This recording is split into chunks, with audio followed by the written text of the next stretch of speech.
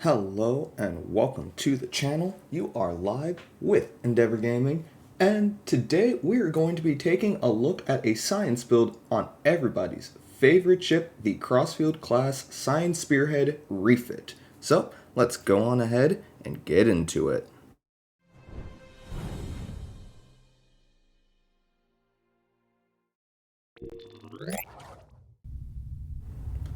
So this video has definitely been a long time coming. I've promised it for a while, but here it is.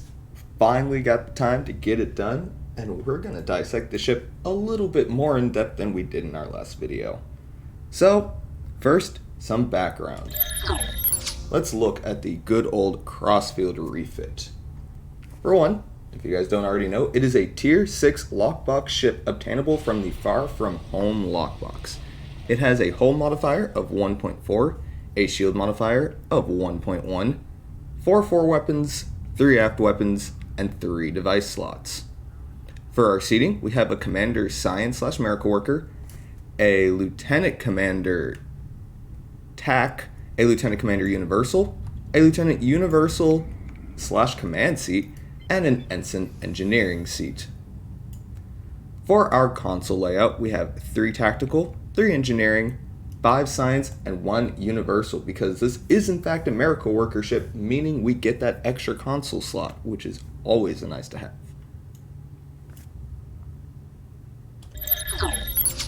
So, heading back to the ship, let's do an in-depth look at the build we are going to be running today.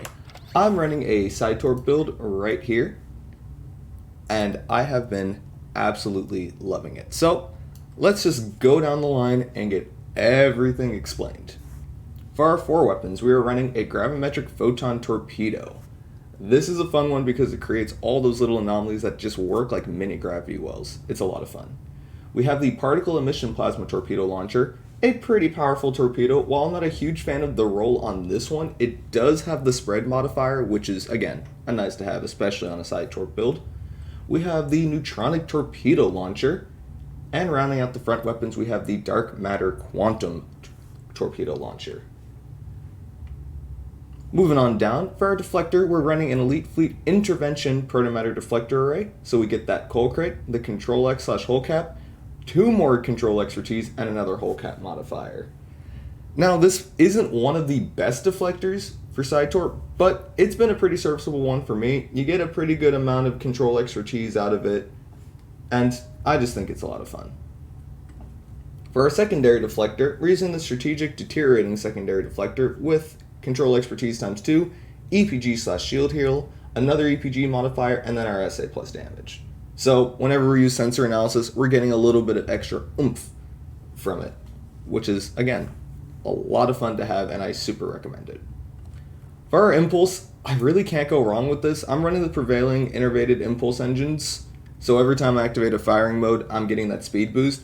Another one you could run on this is the Science variant of it. Whenever you activate a control ability, you get that speed boost too.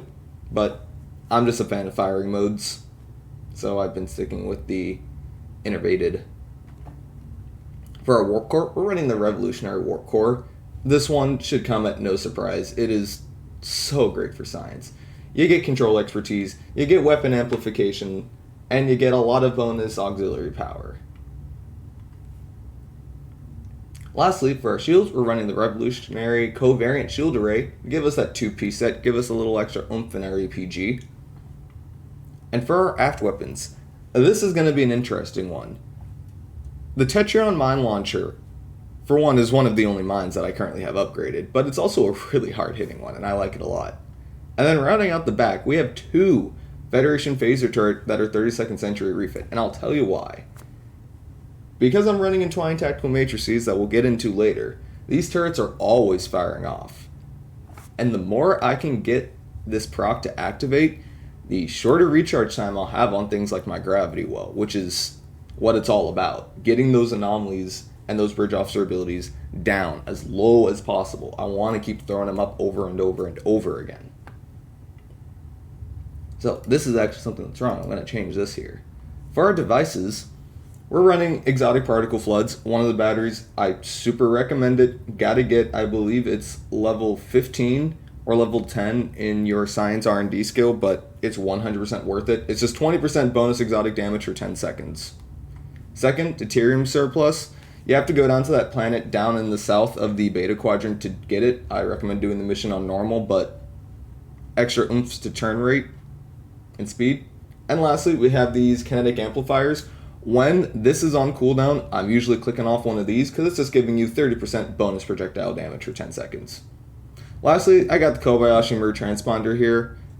It's serviceable. I don't know what else to say. 10% bonus damage, 10% max hull, 20 damage resistance rating, 20% max shields, 20% speed and turn rate. Those are all good buffs. So, getting into the Universal Consoles. Obviously, I've already upgraded this thing to T6X, so I've got my second Universal Console. For these two, we're running the Temporal Vortex Probe, obviously an anomaly, and 19% exotic damage. We're running Lorca's Custom Fire Controls. We're getting that two-piece set. Going down to Engineering Consoles, we've got the Tholian Web Spinner Array. This was a fun one from the last event, and it does stupid amounts of damage. It's so much fun. We got Cascading Subatomic Disruptions, comes off of the Mirror Angle. It is a great science console. It can one-shot a lot of ships when it's all powered up. Just its base numbers, it's doing 50,000 electrical damage. And that is completely unbuffed. We got Constriction Anchor. Its clicky is alright, but its appeal is obviously that 25.3% bonus exotic damage. Going down to Science, finally able to pick one of these up. We got the Exotic Particle Field Exciter. Rolled for EPG, so that's 78.8 EPG. You can't get that much from any one console anywhere else. If you've got the energy credits or you get a really lucky R&D roll, I really recommend holding on to this console and using it. Next, we got multi-target tractor arrays. Pretty fun, clicky, moderately powerful. DPRM, it's a must-have in DPS builds. There's really nothing else I can say about it. It's just a must-have. We got Delphic Tear Generator. Gives you a plus 20% bonus exotic damage as well as 5% critical severity. Next, we have the Auxiliary Ejection Assembly. This comes off of the Kelvin Constitution. Again, another bonus exotic damage console, which is why I keep it on here. And finally, for tactical consoles, we have the Phase Space Membrane from the new T6O berth. Now, this passive is basically worthless to me, but oh man, that clicky. This is a ship where I can keep the auxiliary power up, basically no problem. And you can get 400% bonus damage with torpedoes. Come on, I love it. Next, we got the Neutronic Eddy Generator, super powerful clicky even after they nerfed it. And finally, we have the Fakiri Torment Engine. 39.4 increased non-hazard damage over time. Again, feeding into all of my fun stuff is just one of the most useful things you can have. So I'm not going to go in super depth about my skill tree here. I was going to pause for a moment and show you what I've got on my skill tree if you guys want to take a look at it and compare it to yours. For our specializations, shouldn't be super surprising, I'm running Temp Ops and then Strategist. Temp Ops is always a great go-to. You're getting that exotic particle generator skill. That's usually why I go for it on a science ship. Now, let's move on to our traits. For our personal space traits, we are running Enlightened for our 15% exotic damage, Adaptive Offense, Context is for Kings, Fragment of AI Tech, Intelligence Agent Attaché, Fleet Coordinator, Terran Targeting Systems, Particle Manipulator, and Psychological Warfare. For our starship traits, we're running Improved Photonic Officer, Entwined Tactical Matrices, Improved Gravity Well, Spore-Infused Anomalies, By the Book, and Ceaseless Momentum. Now, I love Ceaseless Momentum, but unfortunately, it is going to end up being the trait that goes once I get the trait off of the summer event ship. I really want to see which one of them performs better. It's really going to be a matter of, is torpedo damage more, or is it exotic damage more that I want? So we're just going to have to wait and see. So expect a follow-up video talking about that a little bit more. Finally, for our space reputation, we're running Tyler's Duality, Auxiliary Power Configuration Offense, Controlled Countermeasures, Particle Generator Amplifier, and Advanced Targeting Systems. For our Bridge Officer stations, it shouldn't come at any surprise. We're trying to use the best of what we can on a science ship. So we've got Wei Yun, who's got the astrophysicist role on him, Spock, who also has astrophysicist, and our good old Potato Head. And while he completely destroys, and I mean absolutely destroys Space Barbie, I really recommend that you use him on your ships. Pirate, that's what you want. 1.5% bonus all damage. In this space we have a Romulan SRO, and in this space, since we didn't really have anything else we could put on there, I have a Kentari. Though if you have a Jem'Hadar Vanguard, that would also be a good thing to put in this place. As you can see, we're basically running as many anomalies as we can fit onto the ship. We have Gravwell 3, here we have Mixed Armament Synergy 2, Very Cold in Space, and Structural Analysis 1. For our engineer, we're just running emergency powered auxiliary. No hull heals on this ship, so be ready with some cover or have a way of getting some of that aggro off of you because you're not going to have a whole lot of active heals. For our attack, we have Torpedo Spread 3, Scatter Volley 1, and Chemosite Laced Weaponry 1. None of these should come as a surprise. Feeding into Entwined Tactical Matrices and Chemosite on your torpedoes is a nice to have. For Spock, we're running Concentrate Firepower for that extra boost to our torpedoes, as well as giving us the occasional high yield. High yield gravimetric torpedoes hit hard, just make sure you're not too close to them, because they will blow you up. I've learned that the hard way. And then obviously, Photonic Officer 1, getting us that cooldown relief. And finally for Wei Yun, we have Delayed Overload Cascade 3. When used properly, this ability is a godsend. I have done so much damage with this, it's not even funny. We'll look at an ISE parse a little bit later in the video, but trust me, this is powerful. Then we have Destabilizing Resonance Beam 1, just another anomaly proccing off our secondary deflector, and Tachyon Beam, again, activating that secondary deflector as much as possible. So to round out our in-depth analysis, let's take a look at what we're running as far as duty officers. So, because this is a miracle worker ship, it means you can actually run all of these Borg duty officers and get a whole lot out of them. First, 19 of 47. Engineering, 15% chance of setting power levels to maximum. And on miracle worker, a 30% chance to improve armor penetration by 20. Then we have 24 of 47. Tactical has a 15% chance of setting our power levels to maximum. And miracle worker has a 30% chance of improving our critical chance by 2.5 for 30 seconds. Then we have 29 of 47. On Science has a 15% chance of setting our power levels to max for 5 seconds, and a 30% chance on Miracle Worker to improve our exotic damage by 25% for 30 seconds. So, you probably noticed all three of these guys can improve my power levels. That's feeding right into Phase Space Membrane. The more I can keep my power levels up, the better. Next, we have Mizuab. I'm sure a lot of science people have already gotten this and have used it, but let's just run over what he's got.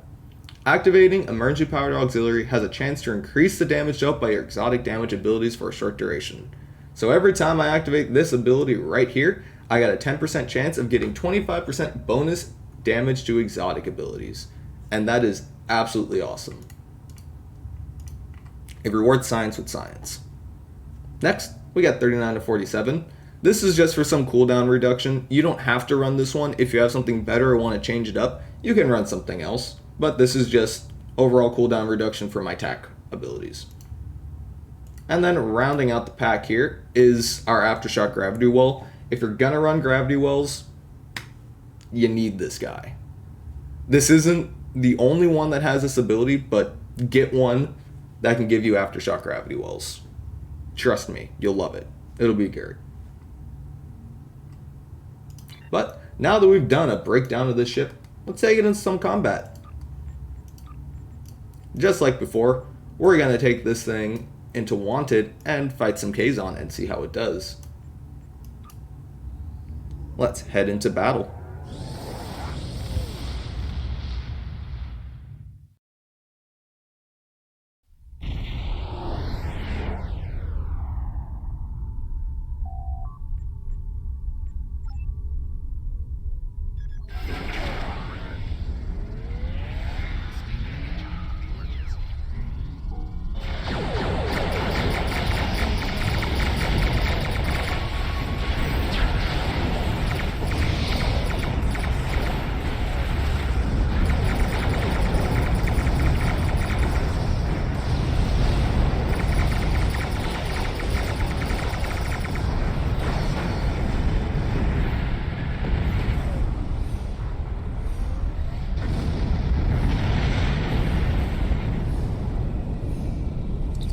Entered an area controlled by the Bentham Guard. You are now... Looks like our fight got them to notice us. Let's go over and ask if their boss might come out of hiding.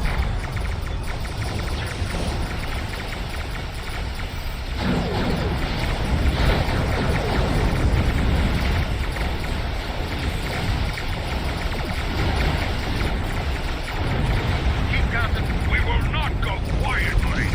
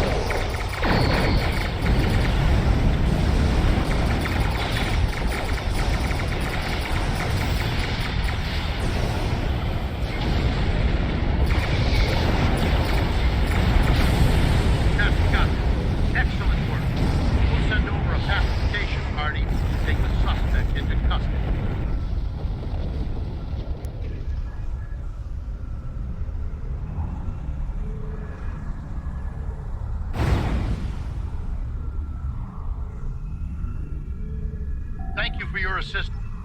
We have the suspect in custody now. See, and that was easy. Not a problem in the world completing that. And it managed to do it even better than our initial build from our previous video. But let's give it a little bit more of a challenge. Shall we? Let's take it into a rescue and search, and see if we can bring that same magic to a much more long and drawn out fight. Consistency is key.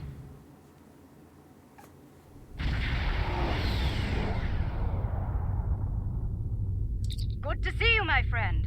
As you can see, I'm in the middle of a firefight once again. As am I. We can ponder.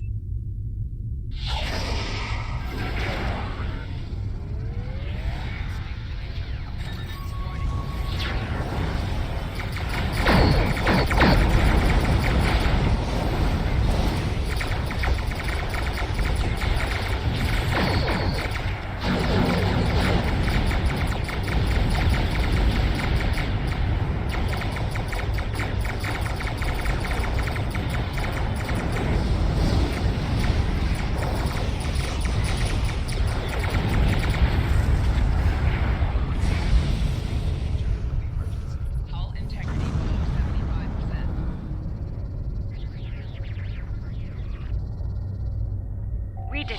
Sensors are clear. Klingon vessel. That rift's unstable. Hurry.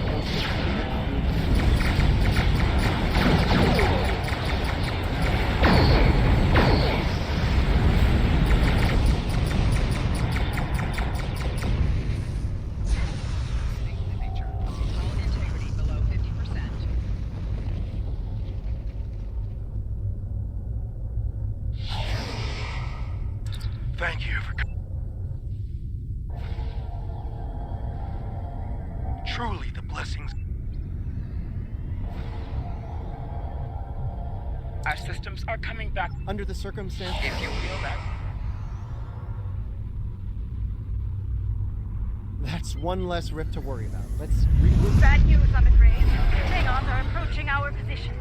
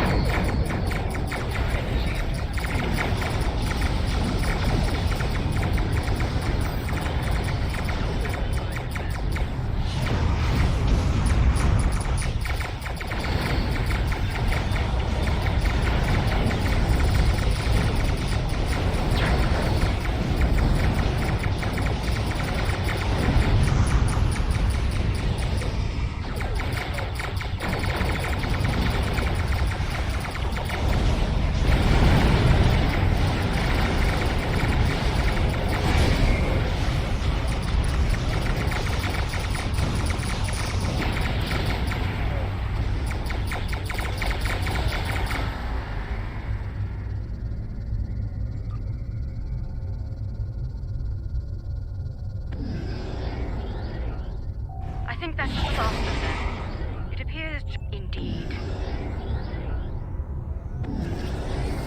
So as you saw, this ship absolutely tore through those Klingons. And while it did get a little bit exploded once, I don't really have any active hull heals on here. It did very well given the circumstances. I'm going to go ahead and spend a minute here pulling up a parse from a run I did a couple of days ago. This was in an infected on Elite. And while the DPS was good, and it was actually a new record for me, leaning into science means your deflector is one of your most powerful weapons. And this is a great example of that. And a lot of science people will tell you the same thing. That secondary deflector did the most amount of damage by almost 5 million in that run. Because all of those anomalies are proccing it off and doing radiation damage. And radiation damage is something that most things don't have a really great resistance to. And it's going to be important. But let's go down. The highest torpedo on here even is all the way down here. And the highest one with spread is all the way down here. So when you're going into Scitorp, you can choose to have more torpedo or more science. I obviously leaned harder into the science here, but there's so many possibilities. And this ship is a great, and I mean a great, platform to show it off. This has become one of my favorite ships in the game. But I'm interested to see what you guys think of it. Let me know in the comments what you think of the Crossfield class Science Spearhead Refit. Well, that will be just about all the time we have today. If you guys want to check out more videos, feel free to check out my profile, subscribe, and look over at my Twitch where I do fun streams in ships like this as well as the rest of my armada. As always, you have been live with Endeavor Gaming, and remember to keep calm and game on.